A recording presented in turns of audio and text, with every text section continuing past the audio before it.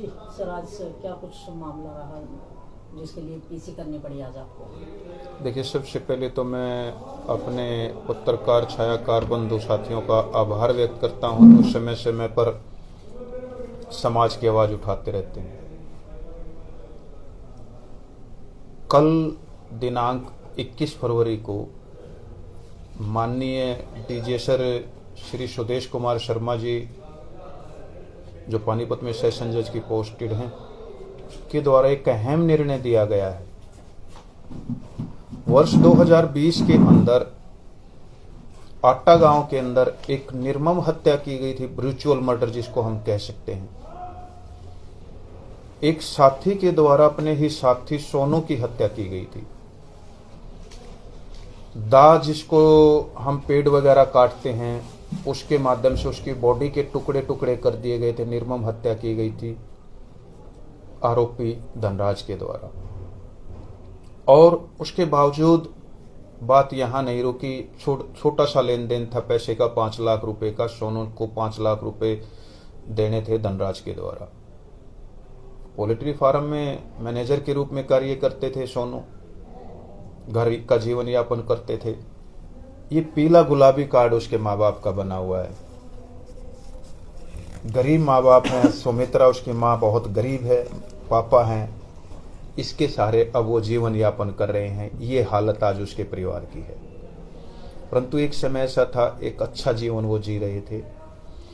परंतु जब उसने 5 लाख रुपए वापस मांगे तो धनराज की नीयत ठीक न होकर के अपने घर बुला करके अपने ही घर में मर्डर कर दिया। मर्डर करने के बावजूद किसी की बॉडी को टुकड़े टुकड़े करके और उसको अपने पशुओं के हौज में, जो पानी का हौज होता है जिसमें पानी होता है, उसमें धोना बॉडी को, उन टुकड़ों को।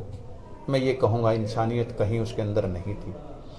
इसके बाद उसको पड़ोसी नरेंद्र के मकान में फेंक देना प्लास्टिक के कट्टे में और अपनी ही शॉल में बांध करके। ये एविडेंस थी। उसकी शॉल, आरोपी की कमीज वहाँ से बरामद होना, फोरेंसिक लैब के द्वारा जा करके पानी में से वो सैंपल लेना, ये सारी की सारी उसके वहाँ की वो थी। इस प्रकार से माननीय कोर्ट के द्वारा पैरा नंबर 17 के अंदर हम देखेंगे, यहाँ पैरा नंबर 17 है, इसके पॉइंट्स हैं आगे इसी प्रकार से। पेज नंबर 18 पर 19 पर 11 पॉइंट कोर्ट के द्वारा दिखाए गए हैं, जिनमें अलग अलग तरह से उसके वो पॉइंट दिखाए हैं जो एविडेंस में मैटर की है। कुलदीप लड़का है जो आई विटनेस था, उसकी एविडेंस इसके अंदर आई है। इस प्रकार से एक ये 38 पेज का ऑर्डर माननीय डीजे सर के द्वारा श्री सुदेश कुमार शर्मा जी द्वारा जारी किया गया है, जिसमें सुप्रीम कोर्ट तक की अथॉरिटी के तहत उन्होंने निर्णय सुनाया है। हम स्वागत करते हैं एक गरीब असहाय माँ बाप को कम से कम 4 साल इंतजार करने के बाद अपने बेटे के उसमें एक न्याय प्राप्त हुआ है। हमारी न्याय प्रणाली पर लोगों की आस्था और ज्यादा रही है। मेरी कल डिसीज्ड पीड़ित माँ बाप से, महावीर जी और उनकी माता जी सुमित्रा देवी से बात हो रही थी। उन्होंने 10 बार ये कहा है कि हाँ, आज भी न्याय है और हमें जो ये इस प्रकार का न्याय मिला, हम आभार व्यक्त करते हैं। जज साहब से मिलने की कोशिश वो कर रहे थे, परंतु न्यायिक परिसर की जो ज्यूरिसडिक्शन है उसके तहत वो उनसे नहीं मिल पाए। हम आभार व्यक्त करते हैं अपने जुडिशरी का, जिसके सारे ये संसार रुका हुआ है। सोनू शादीशुदा था? नहीं, सोनू एक 25 वर्ष का लड़का था। धनराज ने रांची से शादी कर रखी थी। जिस रात ये एपिसोड हुआ, उनकी घरवाली रातों रात वहां से भाग गई इस निर्मम हत्या को देख करके। रंजिश क्या थी सर? इनकी कोई रंजिश थी क्या? हत्या क्यों की गई? रंजिश कुछ भी नहीं थी। अच्छे मित्र थे, जो भी कोई कार्य करते थे वो सारा बैठ करके चर्चा करते थे। परंतु धनराज के जो 5 लाख रुपए थे, सोनू के जो 5 लाख रुपए थे, धनराज को देने थे। धनराज उनको देने में असमर्थ था। कहीं ना कहीं किसी की सह पर उसने अपने मित्र की हत्या की। कितने लोग इन्वॉल्व थे? कोई भी इन्वॉल्व नहीं था। हमने सिर्फ और सिर्फ धनराज की ही शिकायत दी थी, धनराज ही इसमें शामिल था और दूसरा किसी का भी इसमें भूमिका नहीं थी। गवाही में अहम रही है जो गवाह थे इसमें, उनकी गवाही के मद्देनजर फैसला सुनाया गया। 14 गवाह इसमें टोटल प्रस्तुत हुए थे कोर्ट में। शिकायतकर्ता महावीर इसके पापा थे। मेन जो इसमें गवाही थी माताजी की सुमित्रा देवी, जो सोनू पीड़ित पक्ष की मां थी, कुलदीप इसमें थे और एक संदीप इसमें थे।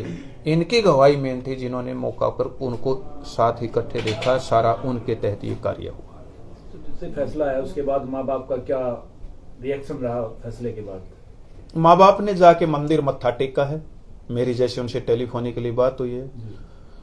वो सिर्फ इस चीज से संतुष्ट हैं कि हाँ, जुडिशरी ने न्याय किया है, अन्याय नहीं किया है। उनको सिर्फ ये लगा है कि अगर धनराज ने गलती की तो उसको सजा मिली। धनराज शादीशुदा है? धनराज शादीशुदा था जी। धनराज की पत्नी उसी रात जब उसने ये इस प्रकार के निर्मम हत्या, ये कठोर कदम उठाए, वो उसको छोड़ के चली गई थी। तो परिवार में बच्चे भी हैं उसके? नहीं, उसका कोई बच्चा नहीं है। वो तो शादी भी कॉन्ट्रैक्ट बेस पे करके लाया था, जहां तक मुझे पता लगा है। तो वो छोड़ के चली गई थी। उसको किसी को भी नहीं पता था कि वो कहां से आई थी, कौन थी।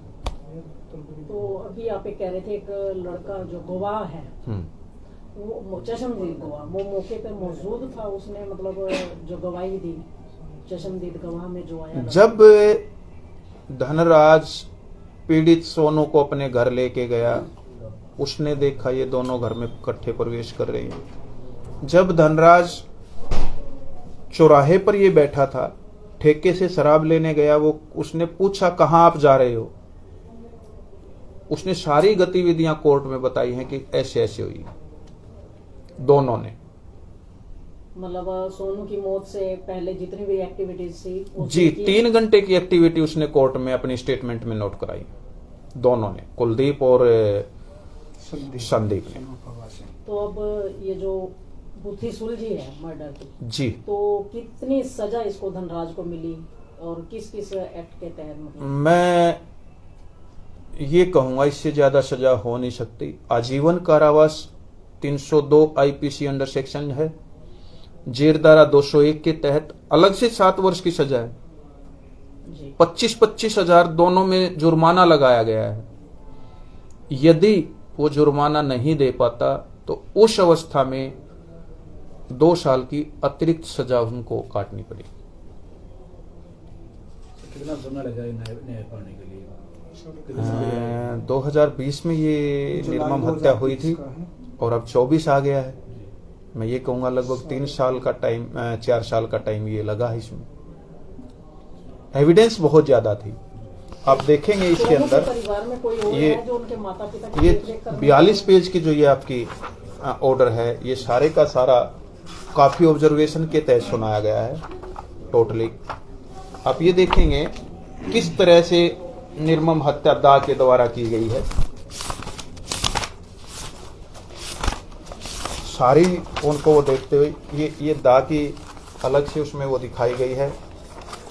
जब चालान कोर्ट को दिया जाता है उसमें सारे का सारा हवाला दिया गया है। ये खाका तैयार किया गया दाह का। कोशिश करेंगे हम अभी इस सजा के बाद पीड़ित पक्ष को, हमारा प्रयास है जैसे हमारी जुडिशरी में प्रावधान है उसके तहत कहीं ना कहीं आर्थिक रूप से भी उनको मदद कराई जाएगी। मुख्य रूप से सर आप ही अधिवक्ता थे इसमें या और भी कोई वकील साथी? नहीं, कंप्लीट प्रोसीडिंग के अंदर सिर्फ मेरे द्वारा की गई है, न ही इसमें कोई एसोसिएट साथी था। स्टेट केस में मोस्ट प्रोबेबली हमारे डीए साहब देखते हैं। डीए साहब को भी मैंने ये कहा था, डीए साहब इसको मैं देखना चाहता हूं। उनकी पूरा सपोर्ट मेरे को था कि हाँ आप कीजिए। और आज इस तरह से मदद जो दी गई है इस पीड़ित परिवार को, अगर भगवान ऐसा किसी के साथ ना करे भविष्य में, अगर कोई इस प्रकार का दुखिया होगा हम उसकी भी मदद के लिए आगे आएंगे। सर, आज के इस माहौल में न्याय पाना कितना मुश्किल आप समझते हैं? इस प्रकार का माहौल है, कई तरह की ऑब्स्टेकल्स हैं आज जस्टिस में, बट यहां मुझे ऐसी ऑब्स्टेकल दिखे नहीं। हो सकता है मुझे भी प्रेशराइज ये किया हो कि आप इनकी गवाही मत कराइए, बट एक गरीब व्यक्ति का सहारा कौन है? जुडिशरी से, इंसाफ से, न्याय से उनका विश्वास उठ जाए। तो यशपाल भारद्वाज एडवोकेट। सर क्या लगता है, मतलब कई केस हैं बड़े लंबे लंबे चल जाते हैं और उनमें क्या कुछ रहता है? ऐसा नहीं लगता जैसे ये मामला आपने 3 से 4 वर्ष में ही सुलझा दिया, ऐसा नहीं लगता कि अगर ये आप शिद्दत से किसी काम की मेहनत करते हो, शिद्दत से किसी के पीछे लग जाते हो तो काम जल्दी और आसान हो जाता है? देखिए, अब तो जुडिशरी में काफी सारे रिफॉर्म्स हो गए हैं, काफी सुधार हुए हैं। अब तो टाइम बार कर दिया है, इतने टाइम तक जज को इस को क्लियर करना पड़ेगा। अगर ऐसा नहीं करेंगे तो उसके लिए प्रोविजन ये है कि शोकाज नोटिस जुडिशरी को जारी हो जाता है जस्टिस की तरफ से। ऐसा नहीं है कि अब देरी लगती है, अब तो एक्शन प्लान में फाइलें आ जाती हैं। तो कहीं ना कहीं कहते हैं कि पुलिस प्रशासन जो है मामले को उलझाने में भी कहीं ना कहीं भूमिका निभाते हैं कई बार। मैं यहाँ ये कहूँगा पुलिस प्रशासन की भी अहम भूमिका रही है इस मामले में न्याय दिलाने में। पुलिस प्रशासन कहीं ना कहीं अपनी समस्याओं, उनके साथ भी बहुत समस्याएं हैं, आम आदमी उनको सपोर्ट नहीं करता, ये सबसे बड़ी समस्या है। तो सोनू के परिवार में और कौन कौन है, मतलब कोई है जो उनके माता पिता की देख रेख कर सके परिवार में? परिवार का गुजर बसर कैसे होता है इस समय में? पापा है, भैंसों को पालता है, पुराने टाइम में चरवाहे के रूप में वो भैंसों को ले जाता है, शाम को दूध बेच लेता है। एक उनकी बहन है, इनके सारे टाइम पास हो रहा है। मतलब देखा जाए तो एकमात्र सहारा था सोनू उनका। एकमात्र सहारा नहीं, उस परिवार का गुजारा उन्हीं से चलता था। अदरवाइज उनको ये पीला गुलाबी कार्ड ये बनवाने की जरूरत ही ना पड़ती जो ये बना हुआ है। मृत्यु के बाद ये बनवाया गया, सरकार से राशन मिलता है, इसके सारे उनका गुजारा हो रहा है। तो मतलब आगे कोशिश जारी रहेगी कि परिवार को भरण पोषण के लिए कुछ, मतलब कहते हैं ना कि जी, डिस्ट्रिक्ट लीगल सर्विस अथॉरिटी है हमारी, जो इस प्रकार के पीड़ित को आर्थिक रूप से सहयोग करती है। हम उनको भी रिक्वेस्ट करेंगे और इनके लिए कुछ ना कुछ ऐसी कोशिश करेंगे कि सुविधा इनके लिए आए। अजय भाई साहब, राम राम।